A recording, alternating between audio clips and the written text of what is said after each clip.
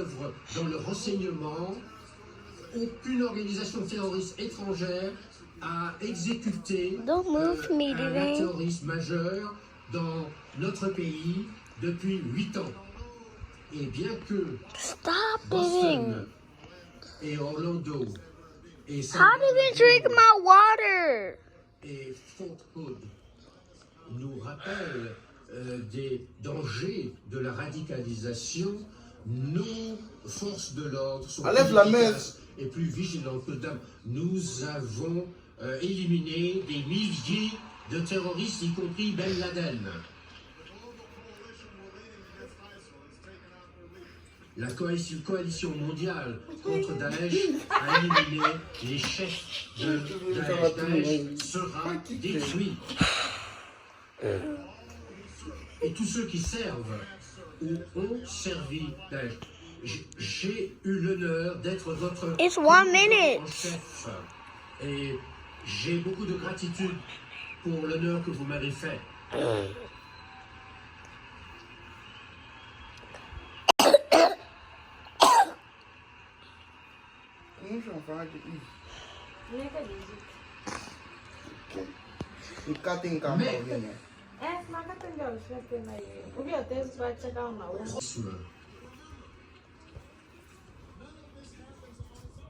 Mais tout cela ne peut pas se produire tout seul. Tout cela dépend de notre participation. Tout cela dépend de l'acceptation de chacun de nous de ses devoirs en tant que citoyen, quelle que soit l'orientation politique du moment. Notre Constitution est un don remarquable, magnifique. Mais en fait, il s'agit au fond que d'un bout de papier. En soi, la Constitution n'a pas de pouvoir. C'est nous, le peuple, qui donne du pouvoir à la Constitution. C'est nous, le peuple, qui donnons du sens à la Constitution à travers notre participation et à travers des choix que nous faisons, des alliances que nous forgeons. Est-ce qu'on défend nos rêves? Est-ce qu'on fait respecter l'état de droit? Ça dépend de nous. L'Amérique n'est pas une chose fragile. Les gains de la liberté sont toujours fragiles. I can't sit. Au discours d'adieu, George Washington a dit que l'autogestion est à la vie du South Side. Stop it, Devin. Depuis 25 ans, Daddy, you can't stay there at mommy and pointing at me. Not fair.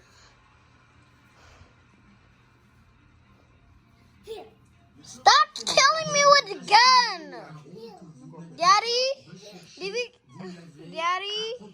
David's killing me with the handgun.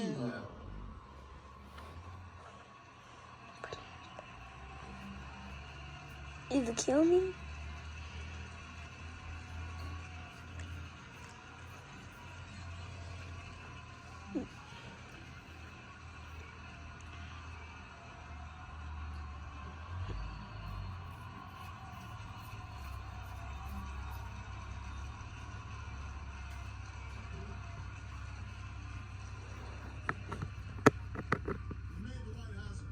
Vous avez fait de la Maison Blanche la maison...